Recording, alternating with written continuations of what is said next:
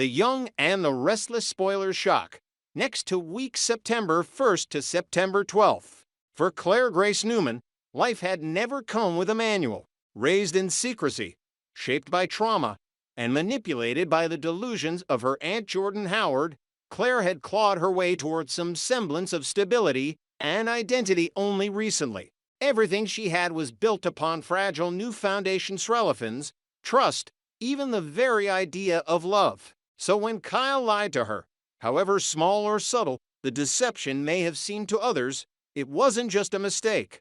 It was a trigger, a fracture in the glass she was still trying to see herself through. The lie about his past involvement with Audra reopened all the wounds Clare had spent months trying to cauterize. She didn't care about Audra's presence in Kyle's life before her. She wasn't naive or possessive. What shattered her wasn't the hysteria, it was the dishonesty, the quiet evasion, the deliberate omission. Because for someone like Clare, who had once lived inside an intricate web of lies spun by a woman who claimed to be family, truth had become her only compass. And when that compass started to spin, she felt herself adrift again. She didn't yell. She didn't cry. She simply withdrew.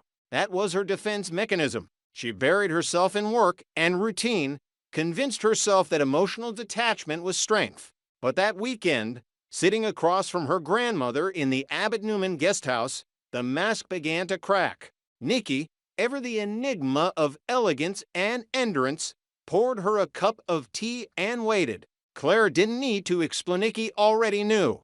The older woman had seen it all before. She had lived through betrayals far greater than this. She had forgiven Victor Newman for sins far worse than a lie. But Clare didn't want to be like Nikki, and therein lay the irony. Because Nikki, despite her history of enduring and excusing, now found herself in the unusual role of guiding someone else through the emotional maze she herself had once refused to escape from. It's not about the lie, Clare finally confessed, her voice low and tremulous. It's about what it means. If I let this go, am I just like her? Like Jordan? Am I letting someone control the truth again? Nikki listened, not interrupting, her fingers resting gently on the rim of her teacup. She had heard that tone before with wounded resolve, the flicker of fear disguised as pride. It was the same voice she once used in front of her own mother when she tried to justify going back to Victor time and time again. The irony was bitter. Nikki had forgiven Victor more times than she could count. Affairs, secrets, emotional warfare. But she had done so because she believed in the weight of shared history. And though Clare and Kyle didn't yet have that same legacy, Nikki saw something else in her granddaughter's eyes, the desperate hope that someone could finally be different. So Nikki leaned in, softened her voice, and said something Clare didn't expect to hear. He made a mistake, yes. But the only thing worse than being lied to is letting the lie erase something that could be good, something real. Trust isn't about never being hurt. It's about deciding who's worth hurting for. That phrase landed like thunder in Clare's mind. It was too close to the words Jordan had once used, but twisted now into something clearer, something wiser. Nikki wasn't excusing Kyle. She was reminding Clare that people fail each other, even those who love deeply. Especially those who do. Kyle, for his part, was unraveling. The lie had been stupid. Yes, he should have told Clare everything from the start, but he hadn't because he was scared not of Clare's reaction, but of the way she made him feel. Vulnerable, seen, and Kyle wasn't used to being seen without his shields. With Summer, with Lola, even with Audrey, had always worn a version of himself tailored to their expectations. But with Clare, there was no armor, and that terrified him more than he was willing to admit. He had made the wrong call, but now he wanted to make the right one, even if it meant risking everything. He knew flowers wouldn't be enough. He had already sent them. Dozens of white roses, Clare's favorite, but they sat unopened in the vase on her kitchen table.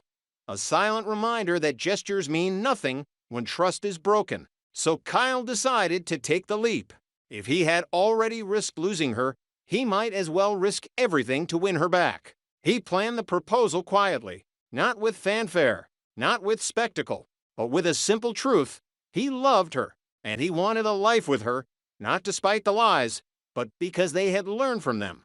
He chose a Sunday morning, when he knew Claire would be returning from brunch with Nicky. He stood outside the estate, holding the same ring he had once considered waiting to offer. But he didn't want to wait anymore. Claire stepped out of the car, her eyes widening as she saw him. There was no orchestra, no candles, just Kyle, standing in the quiet morning light, vulnerable and open. He didn't speak right away. He didn't need to. Everything was in his eyes. The apology, the fear, the hope. And then he knelt, slowly, deliberately. The gesture shocked her visibly. For someone like Claire, who had just begun to trust that love wasn't a weapon, the proposal felt both beautiful and terrifying. She didn't say yes. She didn't say no. She just stood there, frozen in a moment that was too big, too fast, too full of implications. Because saying yes meant believing that forgiveness didn't make her weak. And saying no meant giving up the one thing that had made her feel like her future could be rewritten. From the window, Nicky watched in silence. She didn't smile. She didn't cry. She simply nodded to herself, understanding more than anyone else could. The crossroads Claire stood at was one Nicky had visited many times in her own life. It wasn't about whether Kyle was the right man. It was about whether Claire believed she was ready to love without fear, ready to accept that pain was part of intimacy. That imperfection didn't invalidate the bond. That trusting someone again, after a lifetime of being misled, was the bravest choice she could ever make. In the end, Claire didn't answer that morning. She left Kyle kneeling, not out of cruelty, but because she knew this moment deserved more than an impulsive reaction. She needed time. She needed to make the decision as Claire Grace Newman, not as Jordan's victim, not as Nicky's granddaughter, not as someone fighting shadows, but as a woman choosing her own story. And perhaps, when the time came, she would return it with conditions, not with ultimatums, but with clarity. For now, Kyle stayed on one knee, as long as it took, showing her that real love waits. At the heart of Claire's turmoil with Kyle lay something far more complex than a simple lie. It wasn't just about what Kyle had to knee, it was about what his actions represented to a woman like Claire, who had lived her entire life struggling to differentiate between manipulation and genuine affection. For Kyle, kissing Audra in France and then hiding the truth may have felt like a minor indiscretion. For Claire, it was a visceral reminder that love could be weaponized, that trust could be a mirage, and that even those closest to her could still choose cowardice over truth. The problem wasn't that Kyle had kissed someone else before fully committing to her. The problem was that he hadn't given her the agency to know. And worse, the truth hadn't come from him. It had come from Audra.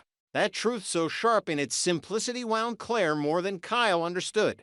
Because when Audra sat across from her and said the words, she wasn't smug or cruel. She was composed, measured, even honest. That was the sting Claire couldn't shake. That in that moment, Audrajo had schemed, manipulated, and aligned herself with Victor Newman for months shod, shown more transparency than Kyle. It wasn't just betrayal. It was inversion. The villain had told her the truth. The man she loved had not. And for someone like Claire, who had clawed her way out of the gaslight labyrinth Jordan Howard built around her, that was more than a red flag. It was a warning flare. Nicky saw it before anyone else. Claire tried to hide her rage beneath professionalism and distance, but Nicky, too seasoned to battle-worn, recognized the signs. She sat with Claire in the sunlit Chancellor boardroom, hands folded, gaze unflinching. There were no lectures, no dramatic monologues, just a single truth. I've endured more from Victor than you should ever accept from Kyle. That sentence hung in the air between them like a blade. Nicky wasn't excusing dishonest-ish, was revealing her own scars. She had lived through decades of deception wrapped in velvet promises, and she wasn't proud of it. But she had come to understand that love, when real, wasn't about perfection. It was about intention. Victor lied. Yes, but he loved her fiercely. He fought for her again and again. The intention, Nicky argued, is what separated a moment of weakness from a pattern of abuse. It was a difficult truth for Clare to absorb. Her generation had been taught to leave at the first red flag. Nikki's generation had been taught to fight through them. Clare didn't know which philosophy to adopt. What she did know was that Kyle had lied, and that Audra had told the truth, and that somehow both realizations left her hollow.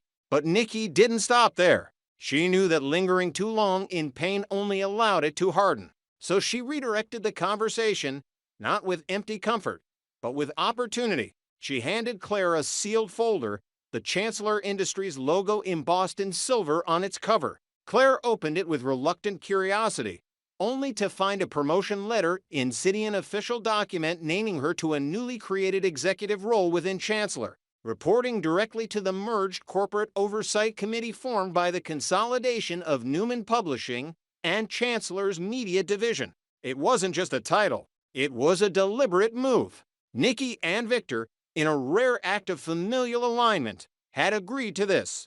And what made it even more poignant was that the department Clare would oversee was the same one her father, Cole Howard, once worked in during his early corporate career. The office had even been refurbished to reflect its historical roots, with plaques referencing Cole's early publishing projects and photos of past Newman editorial teams lining the hallway. Clare was speechless. Her hands trembled as she scanned the words again, as if trying to confirm they were real. She hadn't even known her grandparents had been watching her career closely enough to make such a calculated move. But this wasn't charity. Nikki made that clear. You've earned this, Clare, not because of your name, but because of your strength, your instinct, your vision.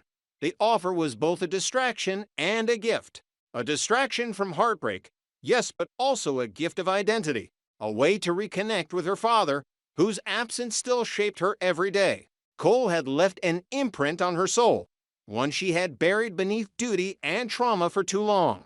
Now, she could step into a space where his memory lived not as a ghost, but as a guide. The emotional impact was immediate. Clare felt something shift in her. Not resolve, not clarity, but grounding. She was more than Kyle's heartache, more than Audra's target, more than Jordan's pawn. She was Clare Grace Newman Howard, and she had a future, a desk, a mission, a legacy. And even if love failed her, she would not fail herself. Still, none of this erased what Kyle had done, or how he had made her feel. When they met, Agony inevitability would not be a fairy tale reconciliation. It would be something messier, more honest. Clare didn't want apologies. She wanted accountability. She didn't need roses. She needed reasons. And perhaps, in time, she would find them. Perhaps Kyle would learn to stop hiding from discomfort, to speak truth even when it hurt. Perhaps they could find a middle ground not built on fantasy, but on earned trust. Until then, she would go to work. She would sit at her father's old desk, build her own team, and shape her own story. And she would do it not in spite of her past, but because of it. The air at society that afternoon was uncharacteristically tense. Nikki Newman hadn't planned on staying long, just a quiet moment to herself before the family obligations began to pull her in 10 different directions. But as she glanced across the room and spotted Diane Jenkins seated alone at a corner table, the universe seemed to have other plans. There was no avoiding it. The silence between them would have said more than any polite nod from across the restaurant ever could. So Nikki approached with the kind of poised confidence that only decades of Newman-infused resilience could provide. Diane looked up, expression unreadable, but guarded, as if bracing for a blow she wasn't sure would come. And Nikki, to her credit, didn't deliver one. Instead, she offered a quiet smile, the kind that carried layers of strategy and sincerity in equal measure, and simply said, "May I?"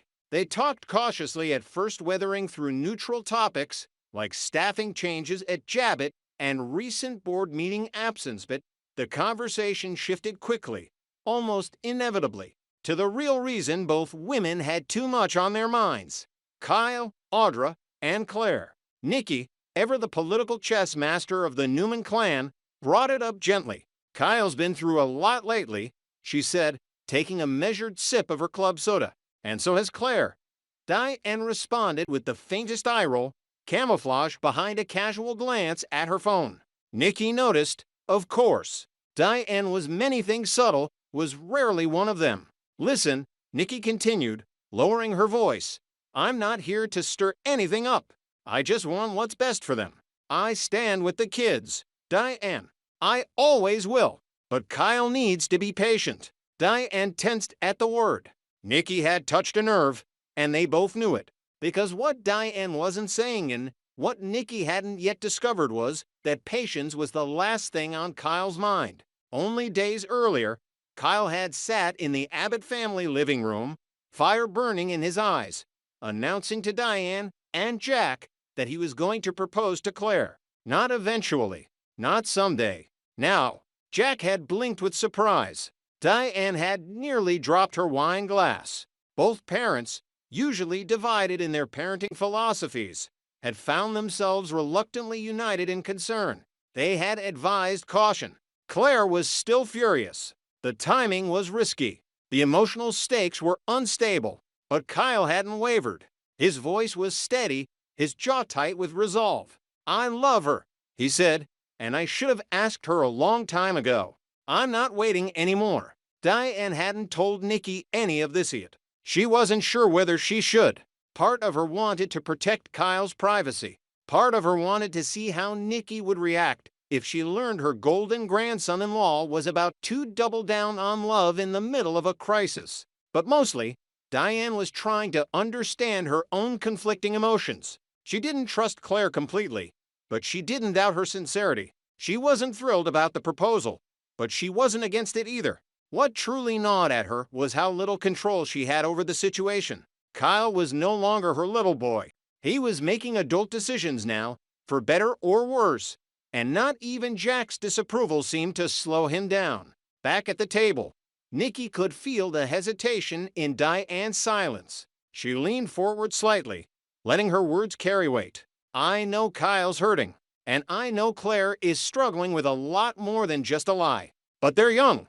They love hard, sometimes too fast. What they need right now isn't pressure. It's space, room to grow.